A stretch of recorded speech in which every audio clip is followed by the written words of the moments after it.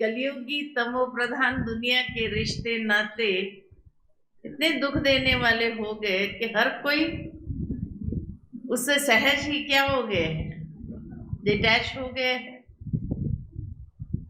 तो नष्ट मोहा का पेपर अंतिम पेपर नहीं है। हाँ, देभान बाबा ने कई बार बताया है मुरली में। बाबा ने कहा है कि अंतिम पेपर हमारी अपनी कमजोरी लेगा। कमजोरी क्यों है? क्योंकि उससे हमारा अटैचमेंट है। हर एक की कमजोरी अपनी अपनी है। किसी की कौन सी कमजोरी है, किसी की कौन सी कमजोरी है। जिसको अभी तक पाल के रखा है ठीक हो जाएगा ना। बाबा को भी दिलासा देते रहते ठीक हो जाएंगे, अंत तक इसके ऊपर विजयी हो जाएंगे। छोटी सी बात तो ही है अपने अंदर, छोटी सी कमजोरी तो है। बाबा कहते आज वो छोटी है लेकिन समय, अंतिम समय तक वो इतनी बड़ी हो जाती है और वो पेपर देना बड़ा मुश्किल होगा। क्योंकि जिस कमजोरी को अपना समझ करके उसको पकड़ के रखा है वहीं से पेपर आना है। इसलिए अभी से ही उस कमजोरी को छोटा नहीं समझो। यही हमें फेल करने के निमित्त हो जाएगी और फिर बहुत अफसोस होगा। अभी से ही उस कमजोरी को पहचानते हुए, उसको समझते हुए विजयी होने के पुरुषार्थ में लग जाता है।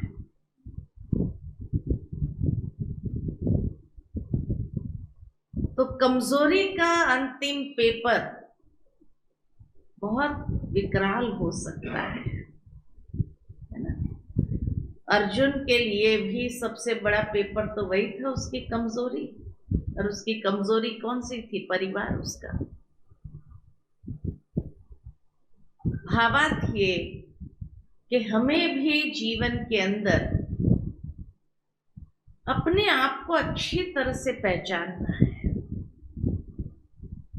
जिस तरह बाबा को पहचानना आसान हो गया, कभी कभी अपने आप को पहचानने में हम अभी भी धोखा खा लेते हैं। मैंने समझा ही नहीं था मेरे अंदर ये कमजोरी है, अंदर से ये निकलता ना, मैंने समझा ही नहीं था ये भी है। तो इसलिए हर छोटी छोटी बातों को पहचानते हुए अपने आप को ठीक करना है पास होने के लिए।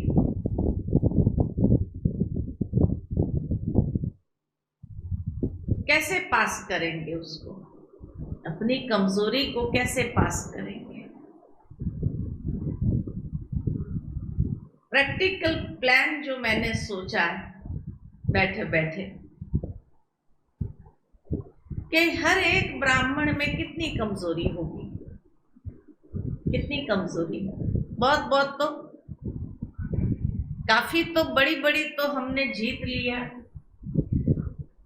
छोटी छोटी ही रह गई होंगी। तो वो छोटी छोटी की लिस्ट बनाओ,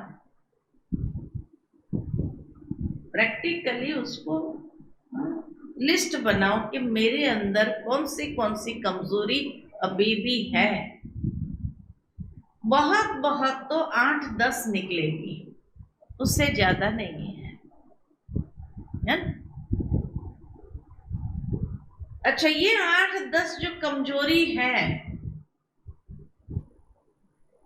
किस कारण से है? क्या कारण है? शक्ति का अभाव। दुनिया में भी लोग भगवान के मंदिर में जाते हैं तो भगवान से क्या मांगते हैं कि प्रभु शक्ति देना। कौन सी शक्ति चाहिए? हर इंसान जानता है कि मेरे अंदर ये कमजोरी है, उस कमजोरी के ऊपर विजयी होने की शक्ति मुझे चाहिए। तो इसीलिए भगवान से शक्ति मांगता है। वही भक्ति के संस्कार कभी कभी ज्ञान मार्ग में भी आ जाते हैं। कि योग में बाबा से भी हम कहते बाबा शक्ति देना, ये कहते हैं कि हम अपनी कमजोरी के ऊपर विजयी हो सके, उसकी शक्ति देना। जिस तरह मान लो कि अंधेरा हो, ये कमरे में अंधेरा है और कोई आकर कहे ये अंधेरा निकालो, अंधेरा निकलेगा नहीं। क्यों? क्योंकि अंधेरे का स्रोत नहीं है, प्रकाश का स्रोत है। प्रकाश जलाओ तो अंधेरा अपने आप दूर होता है। ठीक हमारे जीवन के अंदर भी जो कमजोरी आई है, वो कमजोरी क्यों आई है? कमजोरी का स्रोत नहीं है, शक्ति का अभाव ही कमजोरी है। तो कलयुग में आते आते हम बहुत कमजोर हो गए, शक्तिहीन हो गए, और जो शक्ति की कमी है वो कमजोरी डेवलप हुई। प्रैक्टिकली शरीर में भी देखो बीमारी क्यों डेवलप होती है। जो अंग व्यक्ति का कमजोर होता है वहीं इन्फेक्शन भी लगता है और बीमारी पैदा होती है। इसीलिए शक्तिशाली होने के लिए कहते भाई एक्सरसाइज करो, ये करो, वो करो, हाँ ये अपनाओ। कितनी आज दुनिया के अंदर सप्लीमेंट्स निकली है ताकत के लिए, और इंसान ले रहा है, समझता है कि भाई ये कमजोरी मेरे अंदर ना है। तो अपनी कमजोरी की भी लिस्ट निकालो, 8-10 होगी। जैसे कुछ समय पहले बाबा की मुरली क्रोध के ऊपर चली थी, अव्यक्त मुरली, और उस मुरली में बाबा ने बहुत अच्छी ये बात बताई थी कि मनुष्य जीवन में क्रोध क्यों आता है। शक्ति का अभाव। कौन सी शक्ति? तो बाबा ने 3 शक्ति बताई थी। पहली शक्ति बताई सहन शक्ति की कमी। दूसरी शक्ति जो बताई बाबा ने साइलेंस की शक्ति बताई, शांत नहीं रह पाते इसलिए गुस्सा आता है। और तीसरा जो बताया धैर्यता की कमी। नहीं होते हैं ना, बहुत उतावले नेचर के होते हैं, और ये उतावलेपन में जल्दी करो और कोई जल्दी नहीं करता है तो उसके ऊपर गुस्सा आता है। तो ये 3 शक्ति का अभाव, सहन शक्ति, धैर्यता की शक्ति और साइलेंस की शक्ति, उस कारण से क्रोध या उसके छोटे बाल बच्चे जो है वो हमारे जीवन में कमजोरी के रूप में घर कर गए हैं। इस तरह से एक एक कमजोरी के अगेंस्ट शक्ति लिखो। कौन सी शक्ति के अभाव के कारण ये कमजोरी है, ठीक है। एक एक कमजोरी के अगेंस्ट अगर 2-2 शक्ति भी हो या 3-3 शक्ति भी हो, तो मान लो कि 10 कमजोरी की 30 शक्ति हो, 3-3 शक्ति की कमी अगर, उसमें से कुछ शक्ति रिपीटेड होगी, ये तो राइट है। अच्छा, जो रिपीटेड होगी अब उसके ऊपर मुझे पहला फोकस करना है। उसकी विधि बाबा ने क्या बताया कि अमृत वेले बैठकर वो शक्ति का आवाहन करो, सर्वशक्तिवान से उस शक्ति का आवाहन करो कि बाबा मुझे ये शक्ति की सकाश दे रहा है। और ये अभ्यास 1 हफ्ता करो। फिर भी अगर आपको लगता है कि नहीं अभी भी है कमजोरी, पूरी नहीं हुई, 2 सप्ताह करो, 15 दिन करो। 15 दिन के अंदर तो आप देखेंगे वो कमजोरी भरनी ही है। सर्वशक्तिमान से अगर इतनी शक्ति लो आप और फिर भी अगर वो कमजोरी न भरे, ऐसा हो सकता है क्या? हो सकता है। तीसरे सप्ताह फिर दूसरी शक्ति लो।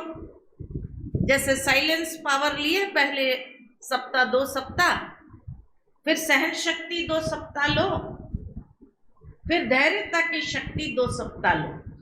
6 सप्ताह के अंदर क्रोध की बीमारी क्या होगी? खत्म होगी कि नहीं होगी?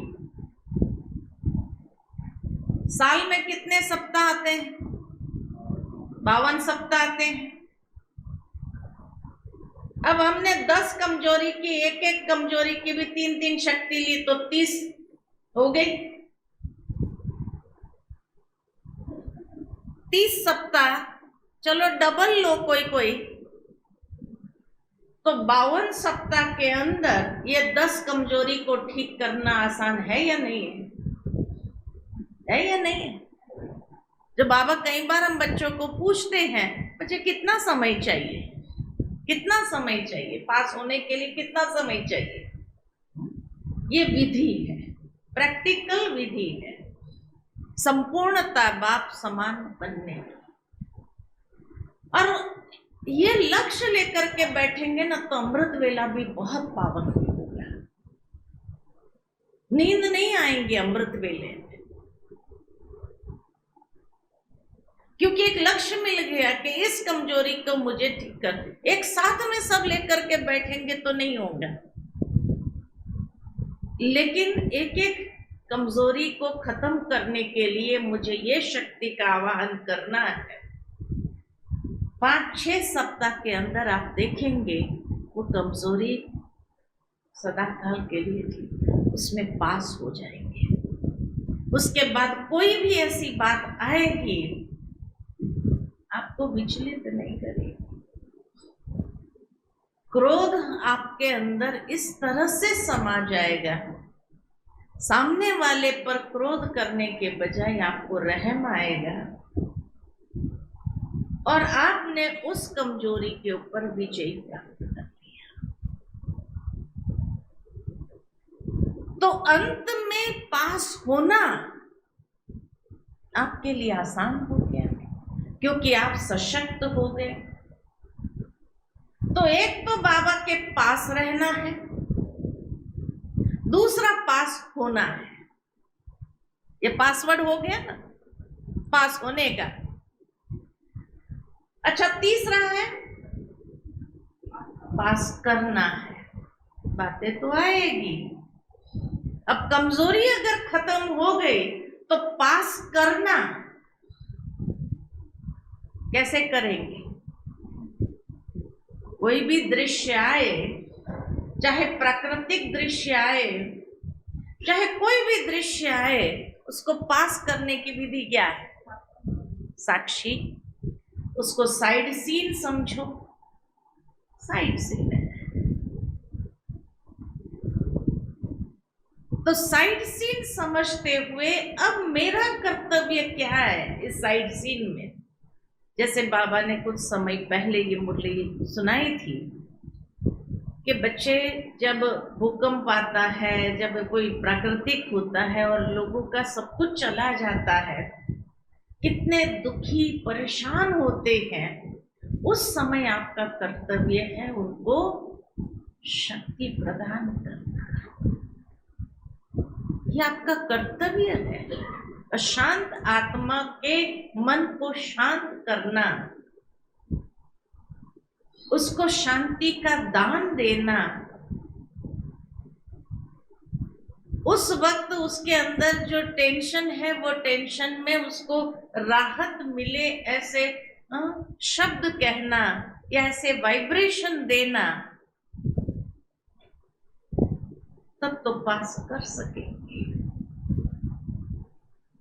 तो उस समय अपना उस स्वरूप में आओ कि मैं मास्टर, मास्टर सर्वशक्तिमान, मास्टर दया का सागर, मास्टर करुणा का सागर, मास्टर हूँ हर बात का।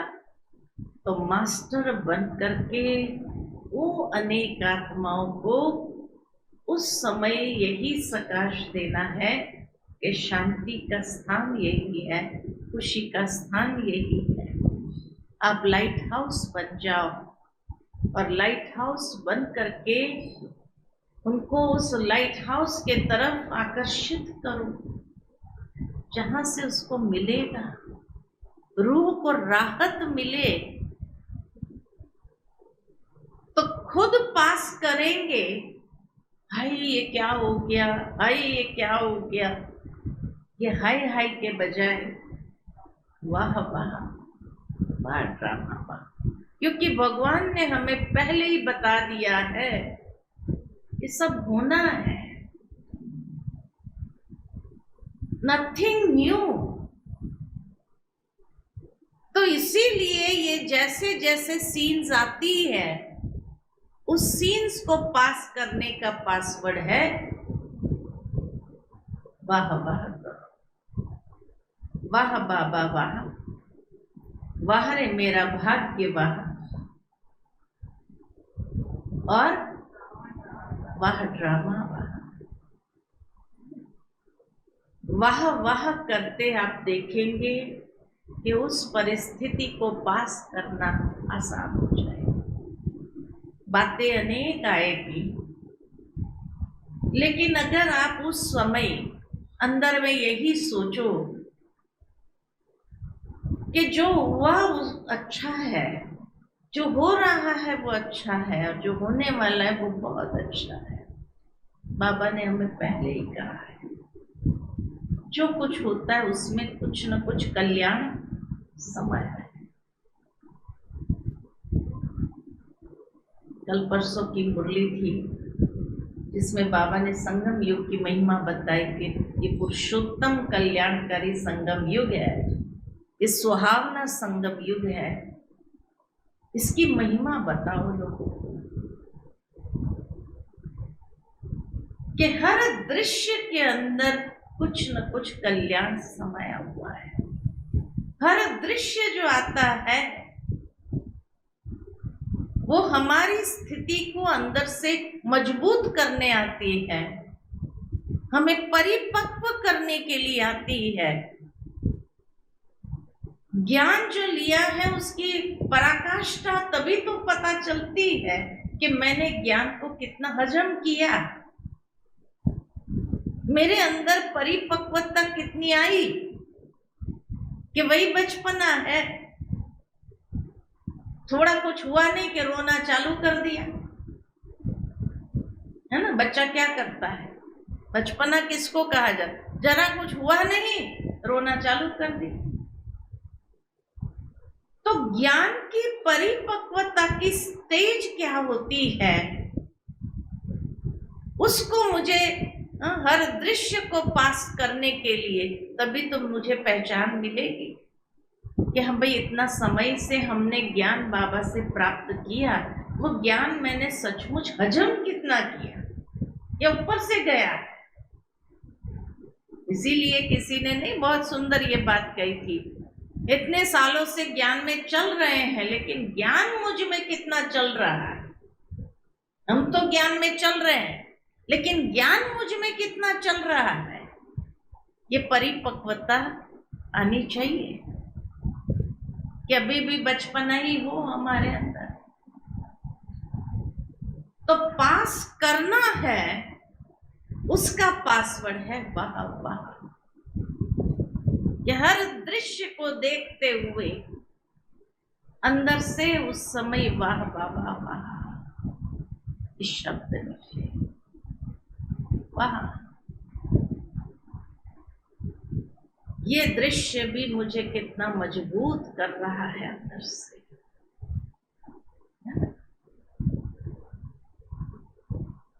तो पास रहना है, पास होना है और पास करना है। बाबा के पास हम जितना रहते हैं तो देहधारियों के बीच में रहने के बावजूद भी उनसे निभाना आ जाता है,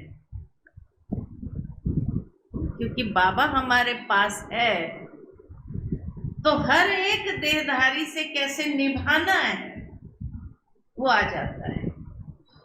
नहीं तो क्या होता है, अगर बाबा पास नहीं है और देहधारियों के बीच में ही है, देहधारी पास हो गए ना, तो क्या होगा?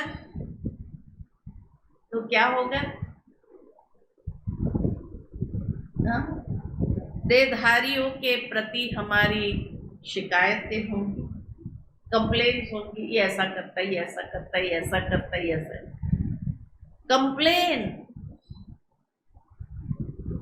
कंप्लेन जैसे ही निकली माना बाबा पास नहीं है। देहधारी को अपना समझा तभी तो कंप्लेन करते रहते हैं। अगर बाबा पास है तो कंप्लेन के बजाय क्या होगा, ये भी बाबा का बच्चा है ना, अरे एक बाबा का बच्चा है, तो एक्सेप्टेंस बढ़ जाएगी। कंप्लेन के बदले एक्सेप्टेंस बढ़ जाएगी, उसको स्वीकार करेंगे। जैसे बाबा ने मुझे स्वीकार किया, मैं जो हूं जैसी हूं वैसे स्वीकार किया। बाबा ने कभी कंप्लेन किया क्या, ये बच्चा ऐसा है, ये बच्चे ऐसे है? बाबा भी जानता है कलयुगी तमो प्रधानता वाले युग में जी रहे हैं, तो होगी तो बात सही, लेकिन फिर भी बाबा ने स्वीकार कर लिया ना, तो मैं कंप्लेन क्यों करूं, ये ऐसा है, बस स्वीकार लो ना। है अगर यहां नहीं होगा तो क्या सतयुग में होंगे ऐसे कमी कमजोरी वाले? एक्सेप्टेंस, कंप्लेन नहीं करो। दूसरा बाबा कहे कंपेयर नहीं करो। हाँ? बाबा ने कभी बच्चों के बीच में कंपेयर किया, दादियां बहुत अच्छी थी, आजकल के आए हुए अच्छे नहीं, ऐसा कभी कहा बाबा ने? बाबा ने हर बच्चे के लिए अव्यक्त मुरली सुनो, हर बच्चों के कितनी ऊंची दृष्टि बाबा की। तो मुझे बाप समान बनना है तो कंपेयर करने के बजाय बाबा ने, अरे बाबा ने इसको ऐसा दे दिया, बाबा ने इसको ऐसा कर दिया, हमको तो कुछ मिला ही नहीं, कितना बाबा से हम अमृत वेले योग करते तो भी, अरे मैं अपनी पात्रता को बढ़ाऊं, अपने आप भगवान देगा ही, ये हो नहीं सकता कि बाबा नहीं देवे, है ना? तो इसीलिए जहां हम कंपेयर करना छोड़ करके हर आत्मा की, कंपेयर क्यों करते? कमी कमजोरी के कारण ही तो कंपेयर करते, ये अच्छा है, ये बुरा है, ये ऐसा है, ये वैसा है, कंपेयर किया ना। तो कंपेयर करने के बजाय जो बाबा ने कहा, हर एक की विशेषता देखो, ये भी विशेषात्मा है, ये भी विशेषात्मा है, ये भी विशेषात्मा है। तो विशेषता देखते हुए कौन याद आएगा? बाबा याद आएगा, क्योंकि ये उस आत्मा में ये विशेषता भरने वाला कौन? तो कंपेयर करने के बजाय उसकी विशेषता देख करके बाबा को शुक्रिया करो। तो बाबा ने हर आत्मा को कितना यूनिक बनाया, एक न मिले दूसरे से, हर आत्मा भिन्न है और हर एक अपनी अपनी विशेषता से है। तो कितना सुंदर गुलदस्ता हो गया, गुलदस्ते के अंदर एक ही कलर के फूल हो तो अच्छा नहीं लगता, लेकिन अलग अलग रंग के फूल हो, अलग अलग डिजाइन के फूल हो तो गुलदस्ता बड़ा प्यारा लगता है। तो बाबा के बच्चे बनने के बाद भी अगर हम ब्राह्मणों से भी अपने आप को कंपेयर करते रहेंगे, अरे ये आत्मा की विशेषता अपनी है, मेरी विशेषता अपनी है, कंपेयर करने के बजाय बाबा का शुक्रिया करते जाए हर वक्त और उसकी विशेषता देखते हुए उस विशेषता को एप्रिशिएट करें। तो पहला है एक्सेप्टेंस, दूसरा है एप्रिसिएशन। तो कंप्लेन न करो लेकिन एक्सेप्ट करो, कंपेयर न करो, एप्रिशिएट करो, हर एक की विशेषता को देखते हुए उसको एप्रिशिएट करो। तो बाबा के पास रहना आसान हो जाएगा, क्योंकि बाबा को वही बच्चे पसंद हैं। रोज अगर कंप्लेन करने वाले, कंपेयर करने वाले बच्चे पसंद आएगा भगवान को भी? नहीं आएगा। लेकिन एक्सेप्ट करने वाले, अप्रिशिएट करने वाले बच्चे बाबा को भी बड़े प्रिय लगते हैं। पॉजिटिव हो गए ना। कंप्लेन और कंपेयर करने वाले के अंदर नेगेटिविटी का जन्म होता है, और ये नेगेटिविटी के जन्म से कभी भी खुशी का अनुभव नहीं होता है। ये खुशी का पासवर्ड ही नहीं है, गलत है। इसलिए खुशी की फाइल हमारी खुलती नहीं है। तो एक्सेप्ट करो, स्वीकार करो, जो है जैसा है बहुत अच्छा है, बाबा का बच्चा है, बाबा ने उसको चुना ना। मैं रिजेक्ट करने वाली कौन होती? ये ऐसा है, ये वैसा है, ये उसकी कमी कमजोरी देखते हुए कि मैं भगवान से ज्यादा समझदार हूं, भगवान ने उसको पसंद किया और मैं उसको रिजेक्ट करूं, तो क्या मैं भगवान से ज्यादा खुशहाल हूं? नहीं। भगवान ने उसको स्वीकार किया ना, हमें भी स्वीकार किया। और दूसरा, एप्रिशिएट करो, हर एक के अंदर जो अच्छाई है उसको देखते हुए खुश रहो। उस विशेषता को आप कार्य में लगाओ, सेवा में लगाओ, कंपेयर नहीं करो। लौकिक में भी अगर आपके साथी है, आपके बच्चे हैं, आपके परिवार के सदस्य हैं, उनकी भी जो विशेषता है उसको भी आप कार्य में लगाओ, उसको भी आप सेवा में लगाओ। वो उसका भाग्य जो पुण्य के रूप में जमा होता जाएगा। आज नहीं तो कल उसकी बुद्धि का ताला खुलेगा कि नहीं खुलेगा? जरूर खोलेगा। उसका भाग्य बनाना आना चाहिए। ये कंप्लेन नहीं करो हमारे परिवार के ये सदस्य तो कभी ज्ञान में चलने वाले ही नहीं है, उसका बुद्धि का ताला खुलने वाला ही नहीं है। नहीं, उनके अंदर भी कोई ना कोई विशेषता तो है। 99 अवगुण है, एक तो गुण होगा। उस गुण को कार्य में लगाना चालू करो, कम से कम उसका भाग्य बनना चालू होगा। वो पुण्य ही आज नहीं तो कल उसको बाबा का बनाएगा, नहीं बनाएगा। और घर के अंदर भी खुशी बनी रहेगी, परिवार के अंदर भी खुशी बनी रहेगी, ब्राह्मण परिवार के अंदर भी खुशी बनी रहेगी, है ना। तो वैरायटी गुलदस्ता है, इसलिए कंपेयर नहीं करो। दादियों ने कभी कंपेयर किया क्या? नहीं कंपेयर किया एक दूसरे के साथ। हर एक दादी की विशेषता अपनी अपनी थी। बाबा ने हर एक का नाम भी उनके गुणों के हिसाब से रखा था। भाई शांता मणि, शांत की मणि है तो प्रकाश मणि, प्रकाश, ज्ञान का प्रकाश सबके अंदर फैलाने वाली, रतन मोहिनी दादी, हृदय मोहिनी, हर एक के दिल को जीतने वाली। तो बाबा ने हर एक की विशेषता के हिसाब से उनका नाम दिया और उनकी विशेषता को कार्य में लगाया। तो आज हर एक दादी साक्षात्कार मूर्त बाप समान बन गई, क्योंकि वो एक गुण जो है वो आज नहीं तो कल मैग्नेट का काम करता है, दूसरे गुणों को भी खींच कर ले आता है।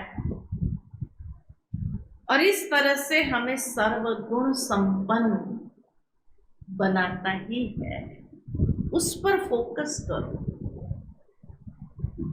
अपनी विशेषता पर और दूसरों की विशेषता को देखकर अप्रिशिएट करो। सदा खुश रहने का यही रहस्य है। तो कंपेयर नहीं करो, कंप्लेन नहीं करो। तीसरा बाबा जैसे कहते हैं, क्रिटिसाइज नहीं करो। क्रिटिसाइज नहीं करो कि ये ऐसा करता है, ये वैसा करता है।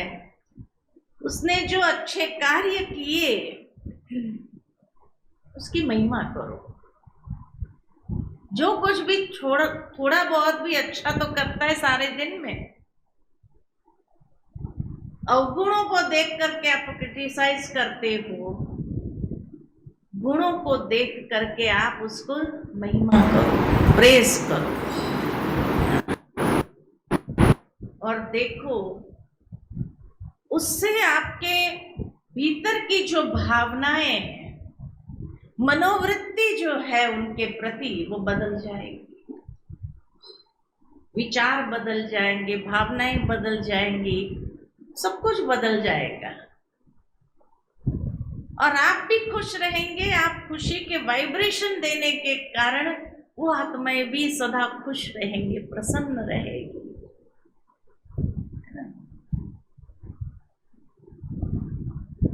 बाबा के घर में आते ही एक ऐसा हल्कापन लगता है। मुरली सुनते हैं, बाबा के घर में आते हैं, 5 मिनट के लिए भी आ जाओ तो भी अंदर में हल्के हो जाते हैं। क्यों? क्योंकि बाहर की दुनिया के अंदर जो तमो प्रधान वातावरण में, ये जैसे एक सतो प्रधान सात्विक वातावरण का एक कुआं है, उसमें आकर के जैसे अपने अंदर भर लिया तो हल्के हो गए सारे दिन के लिए।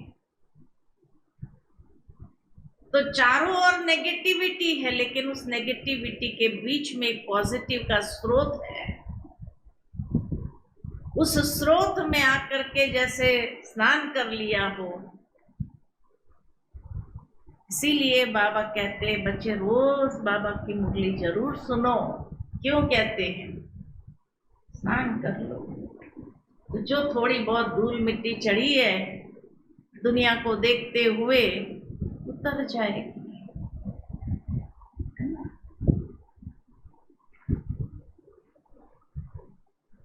चौथी बात, कमेंट नहीं करो, है ना। बाबा को ये 4 C पसंद नहीं है। न कंप्लेन पसंद है, न कंपैरिजन पसंद है, न क्रिटिसिज्म पसंद है, न क्या, कमेंट नहीं करो। हाँ देखा, ये तो ऐसा ही है, और जितना दिखाता वो है नहीं। कमेंट नहीं करो, उनसे प्रेरणा लो, इंस्पिरेशन लो। चलो उसने ऐसा किया, अच्छी बात की ना, तो हम भी उसमें से प्रेरणा ले, इंस्पिरेशन ले। तो जो कहीं कमी कमजोरी अपने अंदर भी होगी वो भी समाप्त हो जाएगी। तो इसीलिए ये 4 C भगवान को भी पसंद नहीं है। एक रिसर्च हुआ दुनिया के अंदर, और ये रिसर्च ये हुआ कि दुनिया के अंदर आज डिप्रेशन क्यों बढ़ रहा है, इतना डिप्रेशन क्यों आ रहा है लोगों के अंदर। तो महसूस किया गया ये 4 C है। डिप्रेशन में व्यक्ति को ले जाने के लिए ये 4 C। कई बार जैसे बच्चे डिप्रेशन में आ जाते हैं तो ये भी महसूस किया कि बच्चे डिप्रेशन में क्यों आ जाते हैं, या कई लोग जो सुसाइड कमिट कर लेते हैं, सुसाइडल टेंडेंसी जो आती है वो क्यों आती है। या तो अपने आप को दूसरे से कंपेयर करते रहते हैं, या माँ बाप भी कंपेयर करते दो बच्चों के बीच में। तो जिसका कंपेयर, देखो ये कितना अच्छा मार्क्स है, पड़ोसी का बच्चा कितना अच्छा, तेरे में पता नहीं भूसा भरा है क्या भरा है, हाँ पढ़ता है तो कहाँ याद रहता नहीं, कंपेयर करना चालू करते हैं। तो धीरे धीरे वो बच्चे के अंदर इंफीरियोरिटी जागृत होती है, और इंफीरियरिटी के कारण ही वो डिप्रेशन का शिकार बन जाता है। कंपेयर नहीं करो। जहां हमने भी अगर ज्ञान में आने के बाद भी अगर दूसरे ये तो इतना पुरुषार्थ करते, मेरे से तो होता ही नहीं है, कंपेयर करना चालू कर दिया, ये इतना पुरुषार्थ करते, मैं सेवा में लगी रहती हूँ तो मेरे से पुरुषार्थ। अरे भाई, सेवा में तुम दुआएं कमा रही है, ये भी तो तुम्हारा पुरुषार्थ है। वो योग करके अपना अंदर शक्ति भर रही है, आप दुआओं से अपने अंदर शक्ति भर कर रहे हैं ना। हर एक की विशेषता अपनी है, कंपेयर नहीं करो, नहीं तो डिप्रेशन के शिकार बनेंगे, स्वाभाविक है। कंप्लेन कर दे, मैं तो हूं ही ऐसी, मैं तो हूं ही ऐसी, मैं तो हूं ही ऐसी, डिप्रेशन नहीं आएगा तो क्या होगा? देखो फलाना इतना अच्छा है, भगवान ने उसको ऐसी शक्ति दे दी, मेरे में तो ये शक्ति। तो ये 4 सी भगवान को भी पसंद नहीं। क्रिटिसाइज करते रहो, हाँ ऐसा ही है, दिखावा करता है, ये करता है, वो करता है। तो बताता है कि जब कोई भी इंसान किसी को क्रिटिसाइज करता है तो एक प्रकार की जलन है अंदर, तभी तो क्रिटिसाइज करेगा। तो दुनिया के अंदर जितनी भी बीमारी है, कहीं ना कहीं कोई ना कोई स्वभाव के कारण ही तो है। अब जलन है तो वो जलन कहाँ आएगी? एसिडिटी में आएगी कि नहीं आएगी? जलन होगी कि नहीं पेट में? अल्सर होगा कि नहीं होगा? होगा। तो कहा जाता है कि जिसके अंदर जलन का स्वभाव है उसको अंदर में ये बीमारी जरूर पैदा हो जाएगी। स्वभाव से ही शरीर का बहुत गहरा संबंध है। जलन होगी उसको, हर चीज खाएगा तो जलन होगी अंदर में, क्योंकि स्वभाव ही जलन का है। इसलिए डॉक्टर्स भी अभी ये रिसर्च करने लगे हैं कि व्यक्ति के अंदर कोई भी बीमारी अगर आती है तो बीमारी का कारण अगर पकड़ लिया जाए तो उसका कारण यही निकलता है कि स्वभाव में ये कमजोरी है, वही बीमारी का रूप ले लेती है। वहां तक देखा गया कि क्रोध व्यक्ति को जब आता है, और मान लो कि जो क्रोध नहीं कर पाता, बाहर निकाल नहीं सकता, और अंदर ही अंदर वो उसका गुस्सा समा रहा है, दबा रहा है, तो वहां पर कैंसर की गांठें शुरू हो जाती। वो जो सेल्स व्यक्ति के होते ही है, शरीर के अंदर कैंसर के सेल्स भी होते ही है, लेकिन वो सारे सेल्स इकट्ठे हो जाते, फिस्ट बन जाता है, सिस्ट कहते हैं उसी को। तो भावार्थ ये है कि जब आपको गुस्सा आता है अंदर में इतना, लेकिन आप दबा रहे हैं, तो वो कैंसर डेवलप करेगा। जलन से जलन होगी ही अंदर में। इसलिए कहा कि बाबा को भी ये 4 सी पसंद नहीं है, इसको अपने जीवन का पासवर्ड नहीं बनाओ। उससे खुशी कभी मिलनी नहीं है। खुशी मिलेगी क्या? किसी की क्रिटिसिज्म करो और उसके बाद आप खुशी का अनुभव करो, ऐसा हो सकता है? नहीं। वो खुशी भी अगर होगी तो जलन वाली खुशी होगी, जलन वाली खुशी। हमको रियल हैप्पीनेस चाहिए, रियल हैप्पीनेस चाहिए। और ये जो 4 सी के आधार से जीवन जीता है वो भगवान के पास रहेगा? बुद्धि भगवान के पास रहेगी? कभी नहीं रहेगी। तो ब्राह्मण जीवन की खुशी का पासवर्ड ये पास शब्द है। पास रहना है, पास होना है, पास करना है ना? ये पासवर्ड अपने पास भगवान ने कितनी बार सुनाया है, ये पासवर्ड कितनी बार दिया है? लेकिन उसको हमने पासवर्ड कितना बनाया है, पासवर्ड बनाया है, ये देखो अपने अंदर। क्योंकि जब इसको पासवर्ड बना देंगे तो खुशी ही खुशी है ना। एक्सेप्टेंस है, अप्रिसिएशन है। क्रिटिसिज्म के बदले आप प्रेज करो उसको, उसका बखान करो। क्रिटिसाइज क्यों करें? उसकी जो विशेषता है उसको देखते हुए आप उसका बखान करो ना, और शुक्रिया करो। शुक्राना जितना बाबा का करते जाते हैं उतना आपके अंदर जो संतुष्टता, प्रसन्नता सदा रहने लगती है। शुक्राना करो।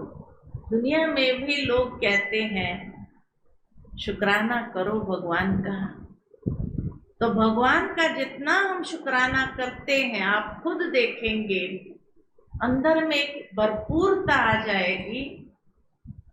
शुक्राना कभी निकलता है? भरपूरता होगी तभी ना, सेटिस्फैक्शन होगा, संतुष्टि होगी, तभी तो शुक्राना निकलेगा।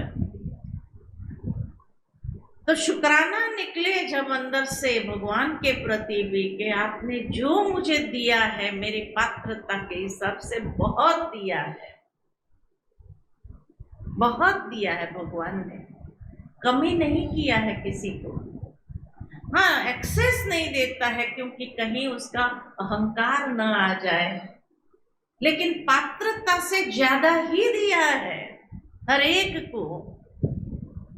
अगर आपको ज्यादा की इच्छा है तो पात्रता बढ़ाओ, तो ज्यादा दे देगा। हजम करने की भी तो ताकत होनी चाहिए।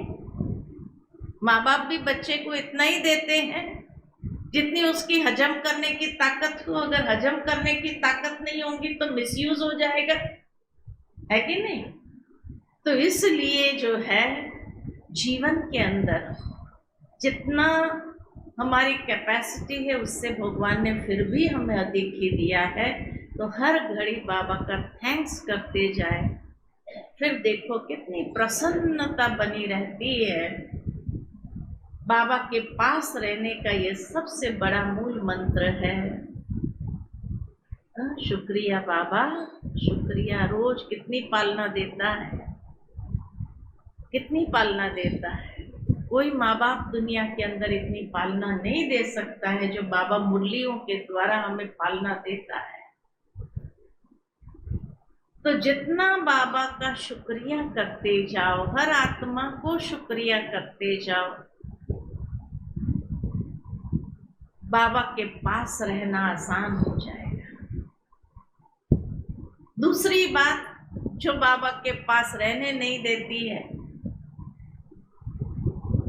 कहीं न कहीं किसी की भी कोई बात हम भुला नहीं पाते हैं, दिमाग से उसको भूल नहीं। भाई उसने जो मेरे साथ ये किया ना, मैं कभी भूल नहीं सकती हूँ। भूल नहीं सकती तो बाबा याद रहेगा? ये बात मैं भूल नहीं सकती हूँ तो बाबा याद रहेगा? याद है? वो भूल ही बार बार आएंगे। इसलिए बाबा कहते हैं फॉरगेट एंड फॉरगिव। ये मूल मंत्र बना दो, ये बाबा के पास हमें रहने देगा। नहीं तो वो बात के पास रहने देता है।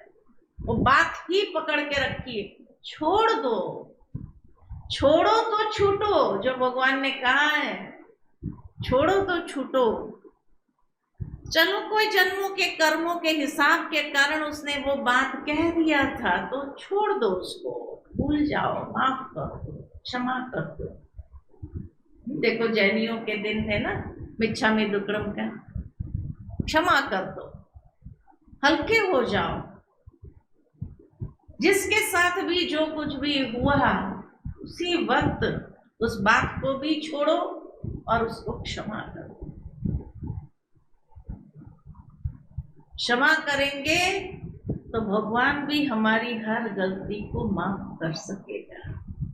हमने अगर माफ नहीं किया वो भी माफ नहीं करेगा। तो फॉरगिव एंड फॉरगेट, छोड़ दो। क्षमा करेंगे तो भूलना आसान होगा। क्षमा नहीं कर पाते इसलिए भूलना मुश्किल होता है। और जहां बात रहेगी तो बाप कैसे रहेगा? या बाबा ने कई बार, या तो बात रहेगी या बाप रहेगा, किसको रखना? हाँ? बाबा को रखो, खुश रहेंगे। बातों को रखेंगे, दुखी होंगे। तो बात तो कभी खुश रहने देंगी नहीं। तो बात रखने के बजाय बाप को रखो। तो पास रहना है, पास करना है और पास होना है। यही खुशी का पासवर्ड है। ठीक है? ठीक है? ओम शांति।